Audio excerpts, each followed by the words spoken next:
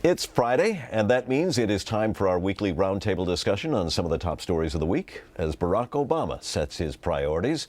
We'll talk about Iran. Under what conditions should the new administration talk with Iran's leader, Mahmoud Ahmadinejad? We'll look at relations with Russia, whose president had some pretty tough talk aimed at the United States this week. And we'll talk about Pakistan. Some say that is the #1 priority for the new administration, at least in foreign policy. So, joining us now, as always, Richard Haass, president of the Council on Foreign Relations, and Carla, Robbins, deputy editorial page editor of the New York Times.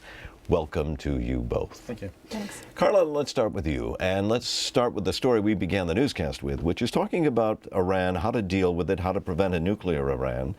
And there has been discussion perhaps about, when he was campaigning, Senator Obama, now president-elect, negotiating with Iran. Tzipi Livni, the foreign minister of Israel, said yesterday that is a bad idea. So what should a new administration do, and should there be any preconditions if there are negotiations? Well, Obama, if you recall, or President-elect Obama, if you recall, said in the primary campaign, something which he's then reparsed about 1 million times since then, that he would meet within the first year with not only the head of Iran, but other rogue leaders, Cuba and a variety of other places. I mean, the problem with this administration strategy has been their refusal to make a serious offer to Iran. Now, whether the Iranians are really willing to trade, security guarantees, better economics for giving up their nuclear ambitions, nobody knows. But I think this administration will test it. I don't expect that President Obama is going to get on a plane and go to Tehran immediately, and nor should he. On the other hand, there needs to be a serious, credible offer, which means you have to have a pretty serious senior-level person willing to talk. Richard?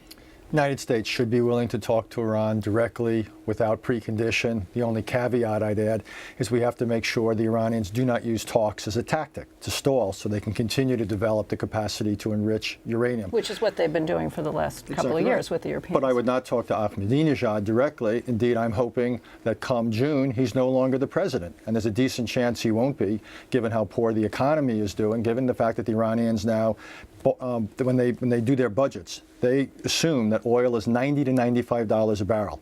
Oil, as you know, is approximately $65 a barrel. They are suffering greatly, and as a result, he is politically much weakened. So now is not the time to give him any reason, if you will, to show that he can be an acceptable statesman.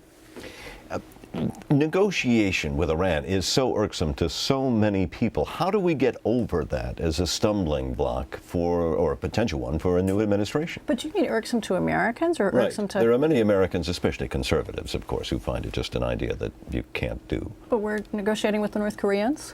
We made peace with Vietnam. It's far past time to do it, and I think that Americans after the last 8 years have seen the cost of refusing to talk to enemies. There's no point in only talking to your friends. Your friends aren't the ones that are going to hurt you. So I think if properly done, as I said, I don't expect President Obama to fly in a plane immediately to Tehran, but I do think the beginning of a serious dialogue to see what the Iranians are willing to do. After the last 8 years, I think that he's going to find more support rather than less, certainly here domestically. At the risk of giving you too much agreement, Carla's right. Negotiations are not a favor. They're a tool. No more, no less.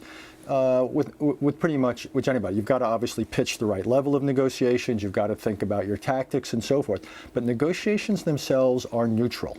They are simply one of the instruments in the kit bag of American foreign policy, and we should not be afraid of using it. The idea that we're always going to get taken advantage of is absurd.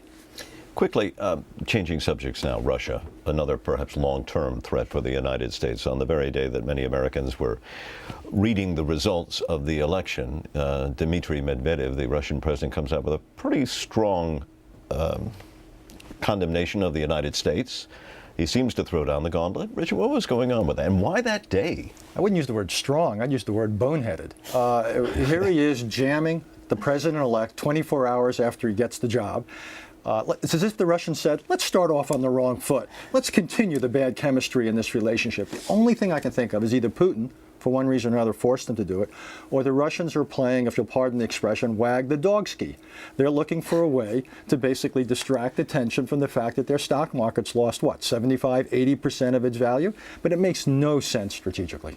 And particularly because they're having their hissy fit about a missile defense system in Central Europe that has almost no chance of going forward in an Obama administration. The only way it would go forward would be with Russian participation in it, which is perhaps not a bad idea. But I agree with Richard that this was a hissy fit for domestic political consumption, and I have to assume that the administration knows this. But it is a reminder that dealing with the Russians, particularly as the Russians, like the Iranians, get squeezed on oil prices, is going to be a really hard one.